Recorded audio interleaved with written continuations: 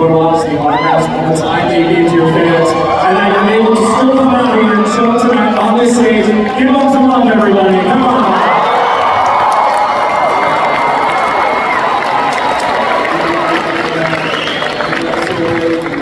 I had a great time today meeting so many of you. I hope you all had a really good day too.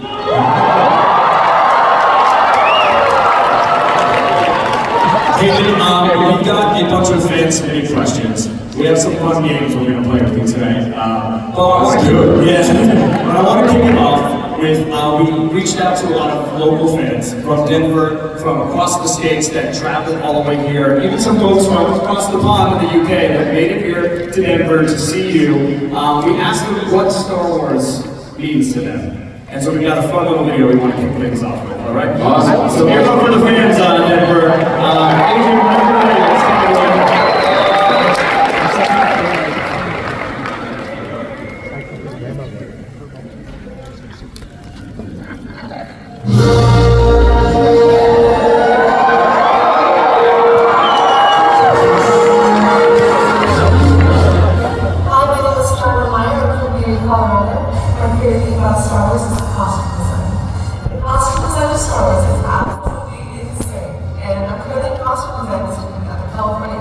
And the entire reason I started doing this was because of my dad showing me the prequels when I was younger.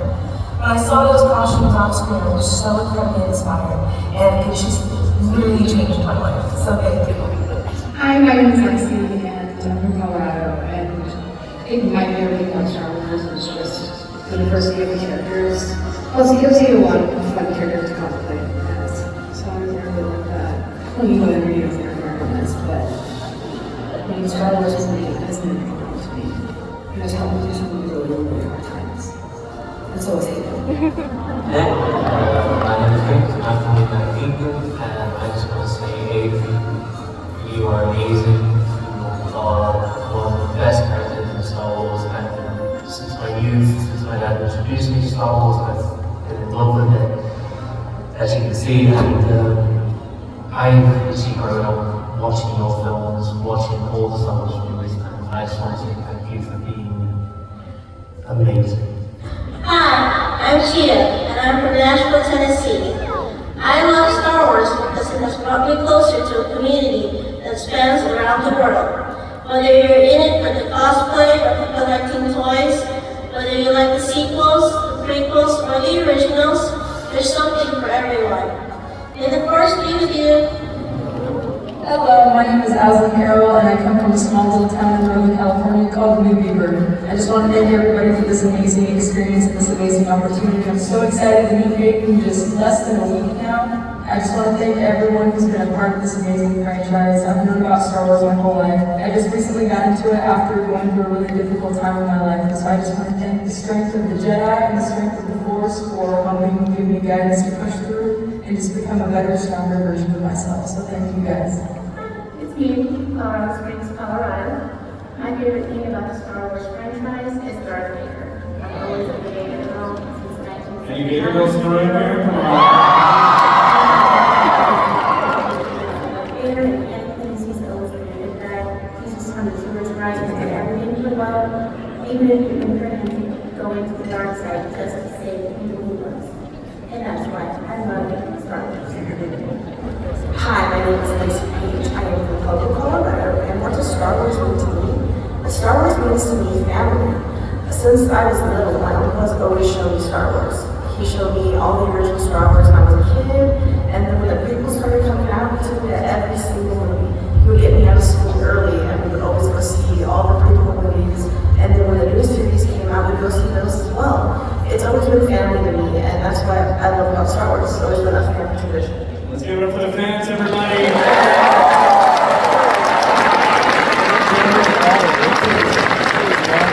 That was amazing. It's so heartwarming to hear everyone talk about what Star Wars means to them, and it means so much to me too. So that was great. Yeah, that's awesome. Give yourself a round of applause, fans. I want to get right into some of our fan reactions and fan questions, but having seen that video and sort of feeling the love of 3,000 people in the room, all those people that waited online for you for just a photo or autograph or a chance to meet you and seeing how much it's affected their lives. What are some of the most amazing fan interactions that you've had over this past time joining us here? So many. I just want to thank all of you for being here and for all of the support and all the love. There's a lot of love in this room, and it's really felt. I love you guys too, and yeah, this is just really special. We love you more! Security, if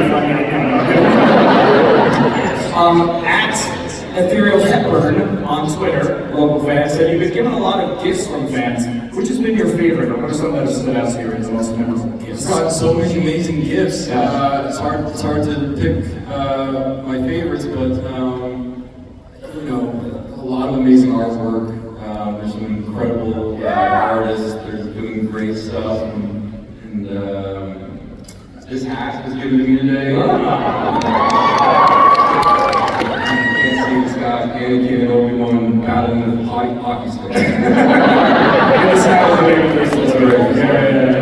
But so many amazing gifts, and they all mean a lot to me, and so thank you again. How do you feel about the Colorado Avalanche being here? The local hockey team. We don't know what I'm talking about. I'm on your territory. There's some amazing footage. A lot of fans have asked questions about your lightsaber training for the role. There's been some great footage that Nick Gillard, the stunt director, has released recently. We're going to take a look at some of that later, but a question comes from York Hill. You and Ewan both trained extensively for the lightsaber duels. Who would you say is the better swordsman between the two of you? Well, I would have to say you. When I showed up episode 2, you know, he already had episode 1 under his belt, and you know, he was amazing. You know, when you do the lightsaber training, at first you're just doing it with the stunt team, and then once you know the fight, then they'll bring the actors together and have them start to practice. Sure. My first time doing it with you, and I was just always trying to keep up with him because he's so fast. So episode 2, I was always playing catch up. Episode 3, you know, I think I got pretty close. I love it. We're going to take a look at some of that footage a little bit later. I'm excited to check it out. But now you talked about, you know, episode 2, episode 3. You returned to set, seeing those familiar faces. How was the process? I mean, you know, the filmmaking process is constantly making progress, and you know, we did the prequels 20 years ago, so it's come a long ways. You know, now they employ this stagecraft technology where we go into this thing they call the volume, and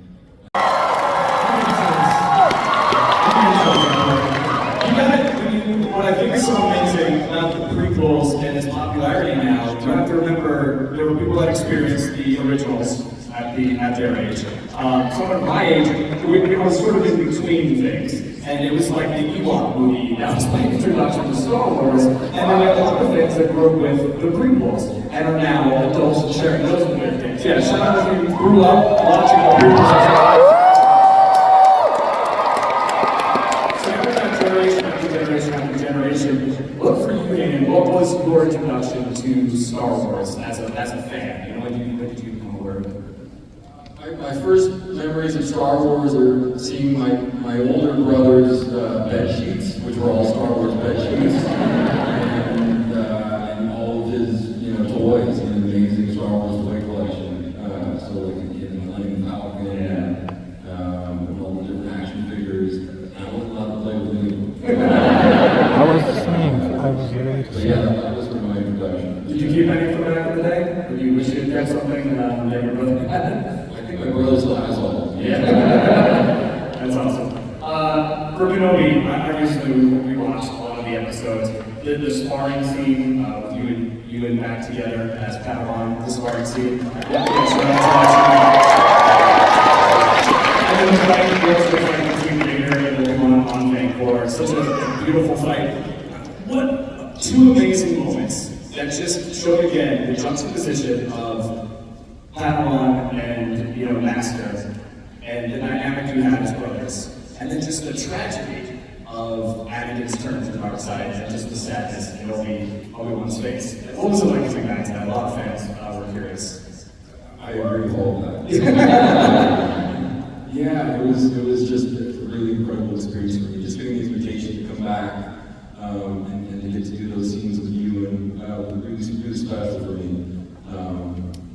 Getting to do that last scene as Vader, that was a big deal. That was me getting to sort of explore new territory with the character and add a little more sort of connective tissue to Anakin and Vader. No pun intended on the face there.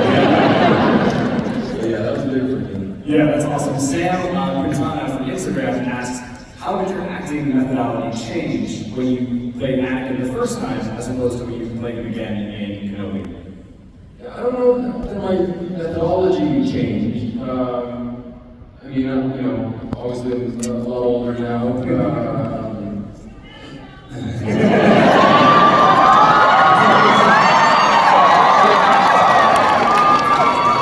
But my approach to my work is always kind of getting consistent, and especially coming back to this franchise that means so much to me. So I gave it all I had. And I was very happy with how it went. You gave it all you had, is right. Play next one, Denver.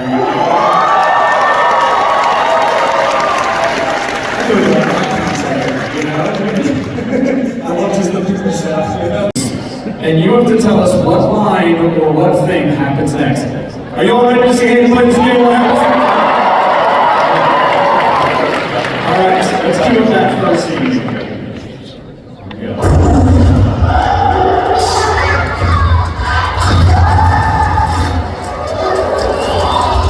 Alright, Hayden, what line happens next? It's don't count yet. It's one of the most iconic lines in all of Star Wars. Oh, I know what this is. Yeah, what he said. This is you and this is Obi-Wan saying, I have a bad feeling about this. Possibly the wrong or not wrong. Who else that's on stage right now may also have said that line in this moment? I said You said it. You have to say it. Let's see if that's correct. Can you roll the next scene?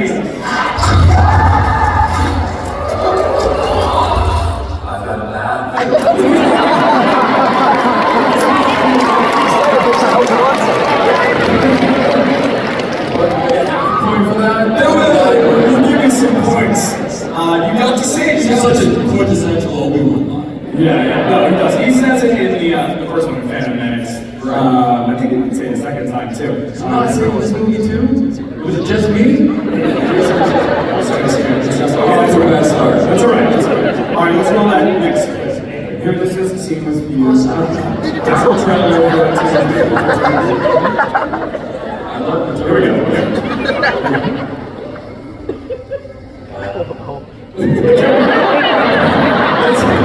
Let's take that back. One more time. We can take that back and show that clip again. There we go. Okay, here it is. Good sounds. Someone wise. Sounds an awful lot like a dictatorship to me. Yes.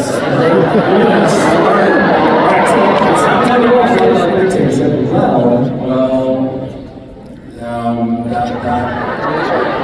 That wouldn't be such a bad thing. No. Someone help me, please.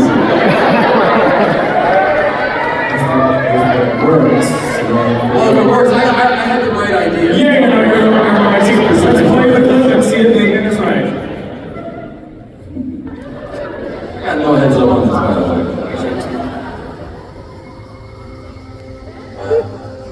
If it works. Yeah. He's not happy with it. Can we bring up the next slide? This leads to one of my favorite memes in all of Star Wars prequels. Bring up that next slide, Adrian, here. Yeah, it's...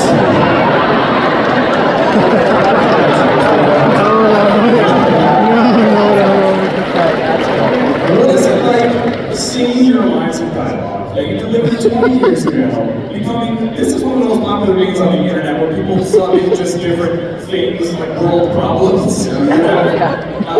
Different versions of this scene with different texts. Yeah, tell us a little bit, I want to like talk about this a little bit. What is it like seeing your lives about become these famous and fun memes on the internet? Yeah, I love it. I mean, I don't have like social media, so I'm not super up to date with everything, but I have a friend who sends me all the memes.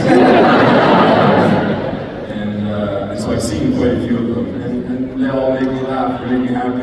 I think it's cool. Yeah, I love it. Tell me about working with Natalie. This is obviously a pivotal scene in Padme and Anakin's relationship. Yeah, Natalie was amazing.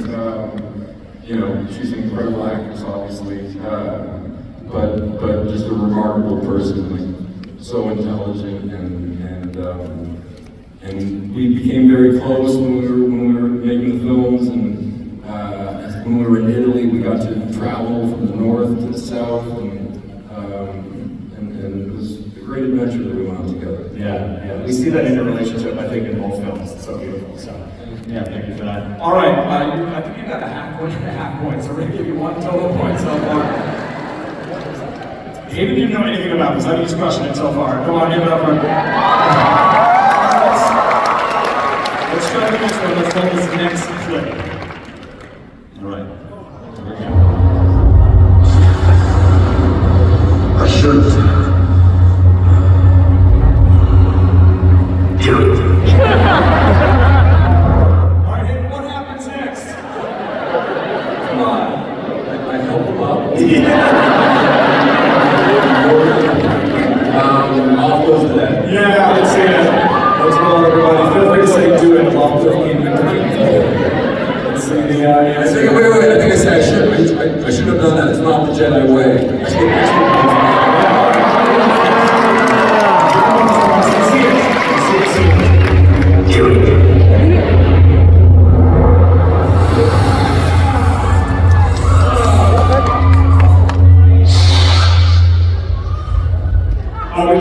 We cut it too soon. Trust me. Such a satisfying way. Yeah. You can see it, guys, and I want to show this next film. Again, your amazing sound choreographer, I think, posted this for just recently, back in January, behind the scenes footage of you actually doing this tape. I want to take a look at it and just hear about you performing that. So let's take that next clip.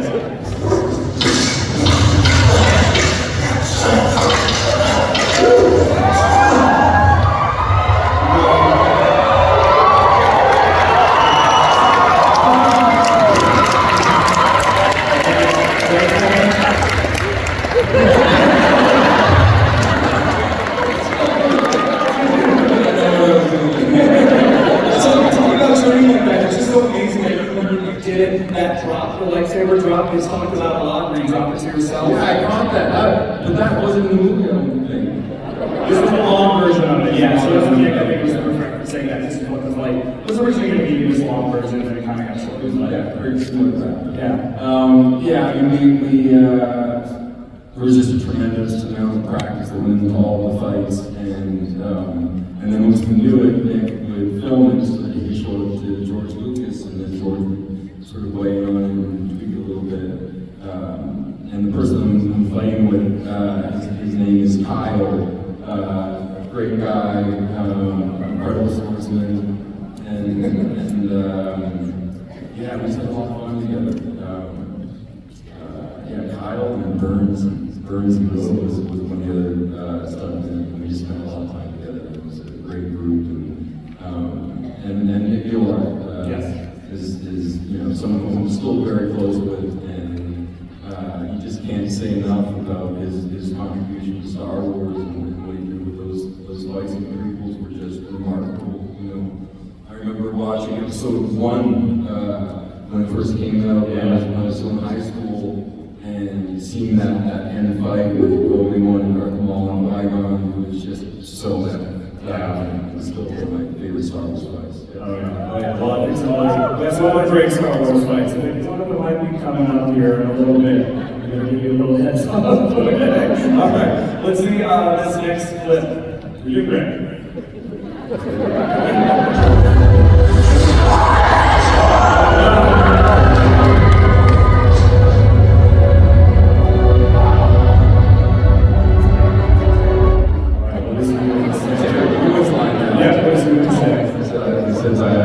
loved you, Anakin. Yeah. Like a brother. Yeah, let's roll it. We're all gonna cry. Let's roll it.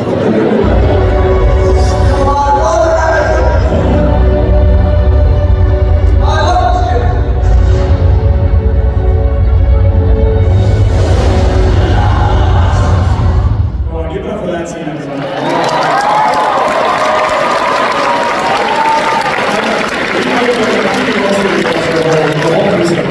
Right, but I think it's that moment right there. And then we see again in the new Obi-Wan series where again he realizes he almost wants to give Anakin a second or another chance. You know, he says your name Anakin and you say, you know, Anakin is no more.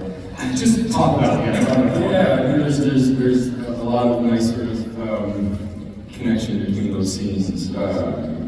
And you know, I think in that scene there, he also says to Anakin, you know, I failed you.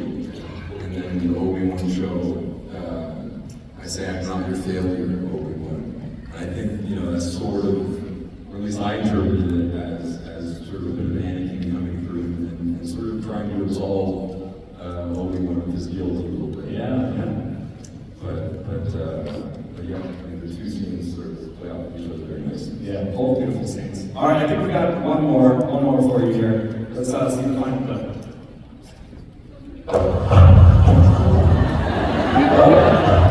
What happens next year? So, it's a short. You got Go in the elevator.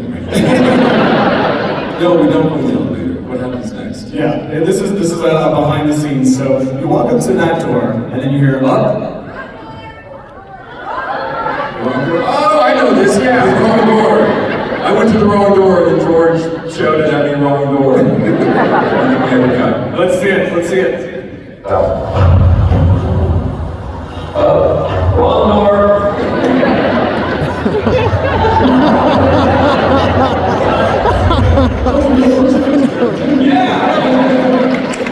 I love as fans hearing George's voice in the background there. Just a quick anecdote, like what was it like working with George on these films? He always just seemed like a delight behind the camera. Yeah, I mean, you know, he's George Lucas. Yeah. It's an incredible experience for me, getting to be directed by him. You know, I was such a massive fan of his. Obviously, Star Wars and Indiana Jones, but when I was probably maybe 13 or 14, my parents, because I started to sort of express an interest in filmmaking, and my parents got me this book on George Lucas called The Creative Impulse. And so I got to learn all about his sort of endeavors in the film industry and all the things he was doing to sort of progress the technology. And yes, you know, the mark that he's made on films, on movies, you can't say enough about it. And he's like the nicest guy. To have all that accomplishment and still be a really nice person, I just think that's an incredible combination. Yeah. I really, really got along with George. Let's hear for the creator, George.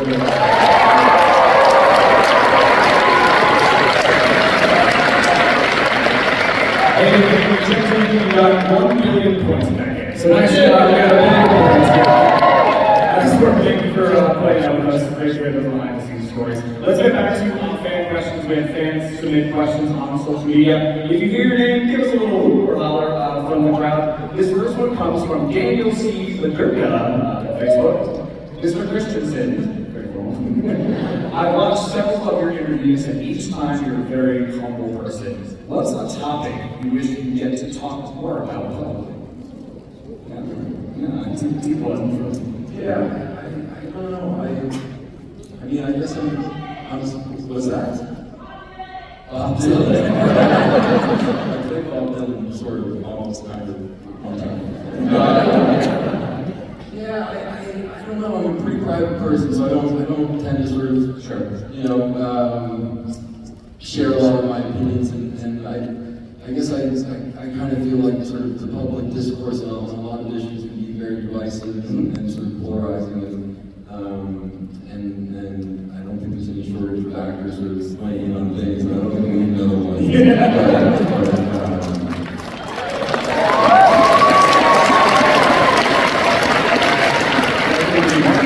Hopefully do a better job of just,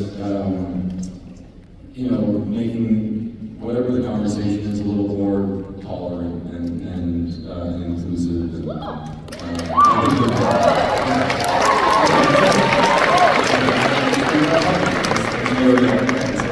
You mentioned keeping more private. Obviously, you live up in Canada on a farm with your family. What's important about your family to you over the last years since the thing was came out?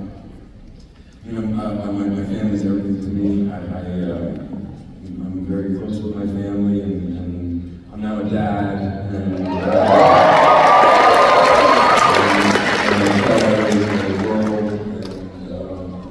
and she's 8 years old, and it's just been the greatest joy to become a dad. Yeah, that's right. How much is your daughter aware? How much have you introduced her to the world of Star Wars and those characters? Is she a fan or a dad?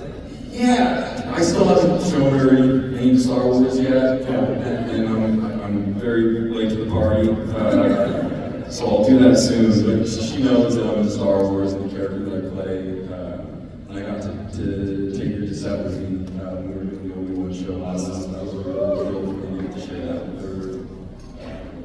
But yeah, soon I'll show her the films and everything else. That's amazing.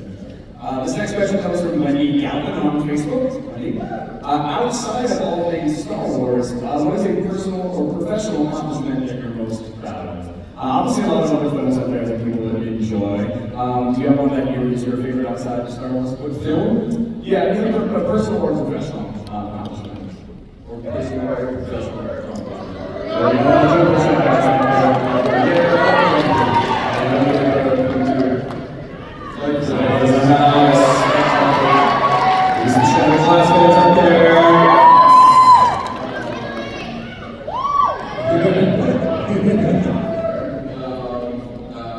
But the thing that I sort of take most pride in is in my dog. Yeah.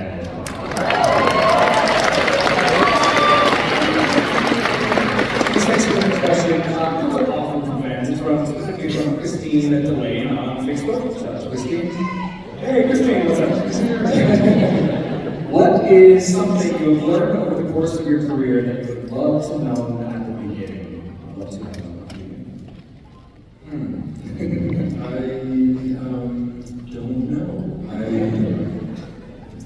I guess I'm a slow learner. I'm still trying to figure it out. Do you have advice for folks that are kind of getting into acting now? Any sort of words that you would just say to an up-and-coming actor that's like inspiring? Yeah, sure, just do it. Whatever that looks like. If it's putting on a play with your friends, or if it's getting yourself an agent and going on auditioning for stuff, whatever that looks like, just do it if it makes you happy. And I think that's what applies to everything. Just follow what you're passionate about. Yeah, let's hear it. Yeah.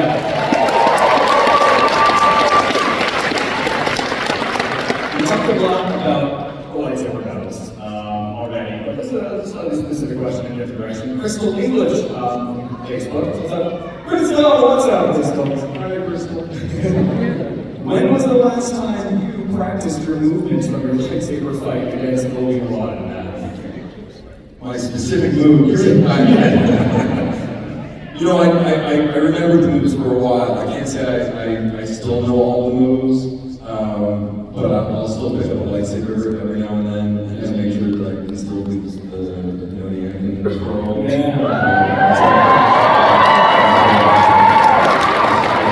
That's what made it clear to me here, like Hayden on the farm, shirtless, practicing.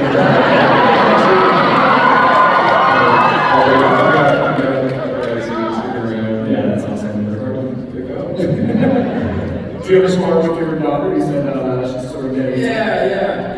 We have little lightsaber battles, my daughter and I, and even I have a young nephew, and he's seen the Star Wars films actually, and so he loves to battle with me too. And somehow I never win. They always win. But yeah, I agree with that. This next one comes from a few fans on @LV on Instagram and @Sugi on Twitter. We have tackled a great variety of movie genres and characters. Is there another real or fictional character you'd like to approach or you'd love to bring to the screen? You know, I don't really think of my acting that way. I read a lot, and if something sort of strikes me, then I'll take an interest in it. I don't really have sort of like a wish list of parts I'd like to play. When I was younger, I really wanted to play Hamlet, actually. I never got to do that. I did it on stage as a kid in high school, performing arts high school, and that was something I thought I'd get to do again, but I never did. And now I think we're getting a little bit old for it. Yeah. We'll see. I'm reading a lot right now and trying to figure out what's next. Very cool. Yeah, we're excited for whatever that may be.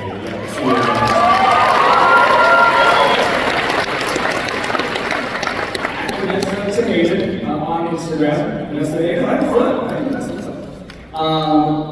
Vanessa has a few questions. These are like chill, Hayden, tell us about yourself in your own time.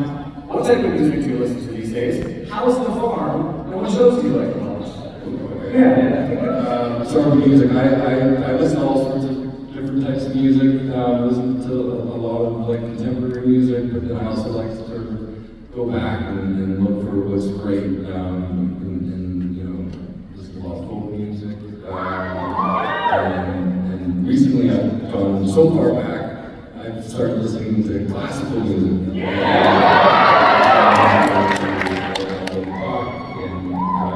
Beethoven and Prokofiev, and that's sort of my current right now. Very nice, very nice. Wait, so there's more to that though. How's the farm? The farm's doing great. I'm heading back there next week and looking forward to that.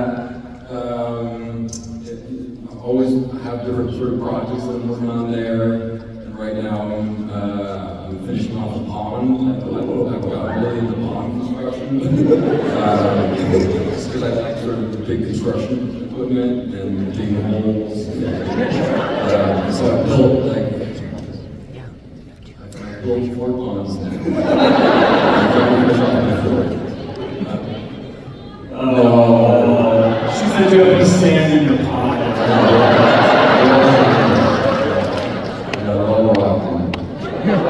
I'm excited for this riveting story from this panel. Hayden Christensen says, I'm into pond building. It's true. It's a real passion for me. Yeah. I like sort of the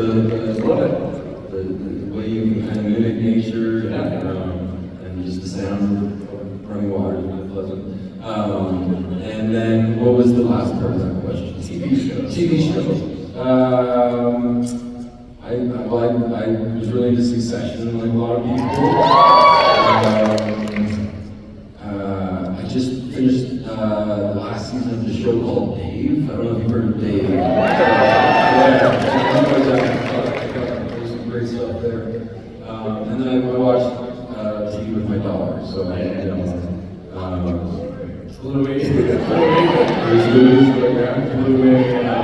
What's her favorite show? What's the one that's like, you're like, I'm kind of tired of this show, but I'm not tired of it, actually. I read it. It's great. It's called The Investigators. Yeah. It's an Australian show about this group of kids that go and solve different mysteries. And, yeah, we watched that. It was awesome. I got to meet a lot of interesting people. When I was younger, I would stay at the stars quite often. Sure.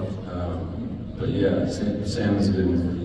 That's actually a great segue into our next question. You heard the people shout it out. We got a lot of questions on social media about a potential jumper 2, everybody. What's he?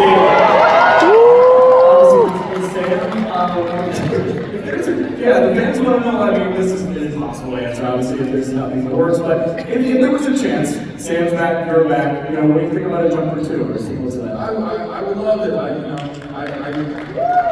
had a great time in Jumper, and originally the intention was to do more. It ended up happening, but no, I actually asked about it sort of years ago. I asked if he was looking to maybe doing it again, and they were, I think, focusing on doing a TV show.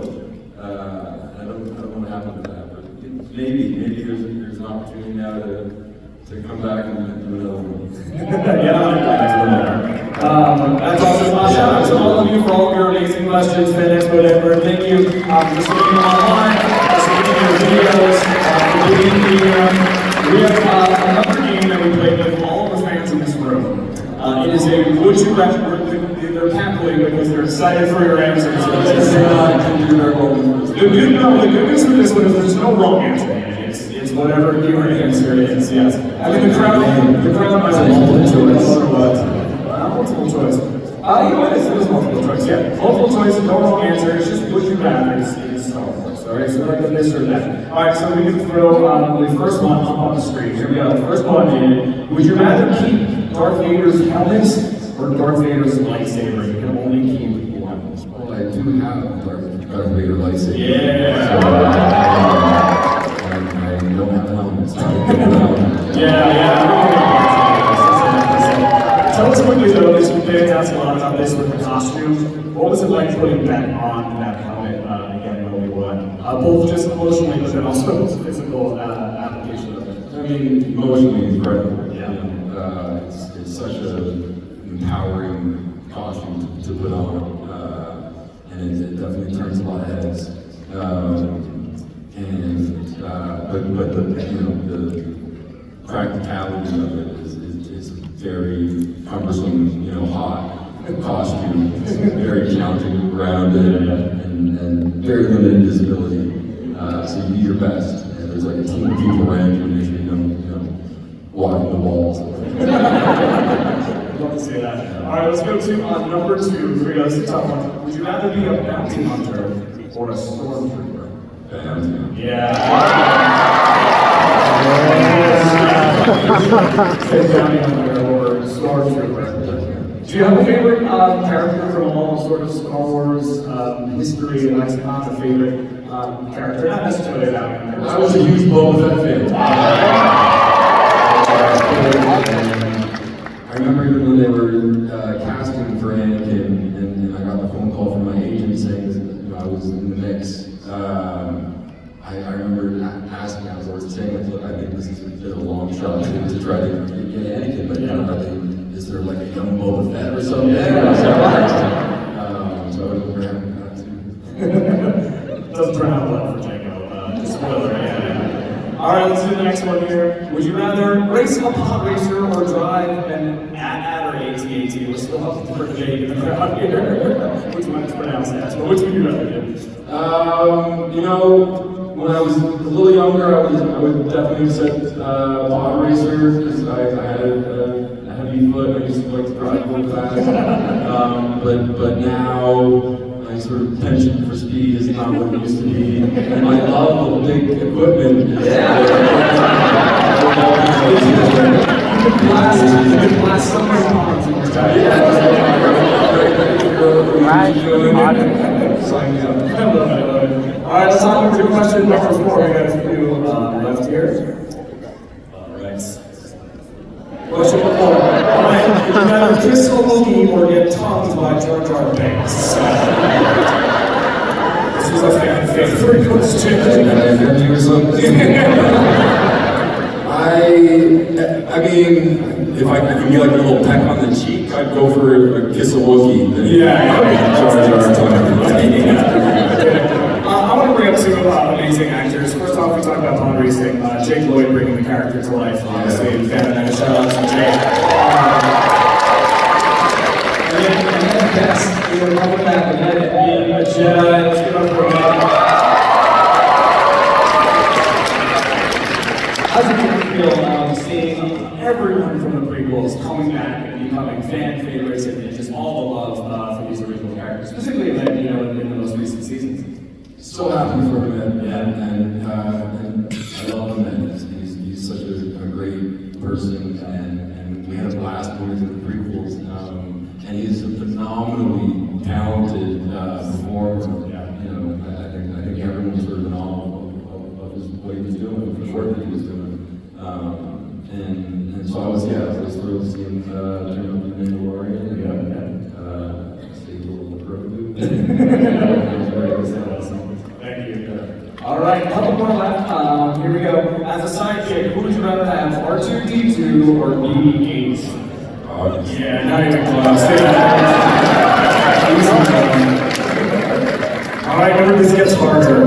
Would you rather spend a day with Padme? I'm sorry, you have to name Padme. Look at them, both their smiles are just so beautiful. Or Leia, you have to choose. It was close. I'll say this, it was close. Yeah, I can choose on this one. Yeah. But, I guess I'll go with that. yeah. It was just like that. We turned up the winner at the end there. I kind of just put those in order. All right, last one. Here we go, Hayden. We'll send you off on this. Last question. Who would you rather have on your side in a fight? Yoda or Darth Vader? Is this a trick question?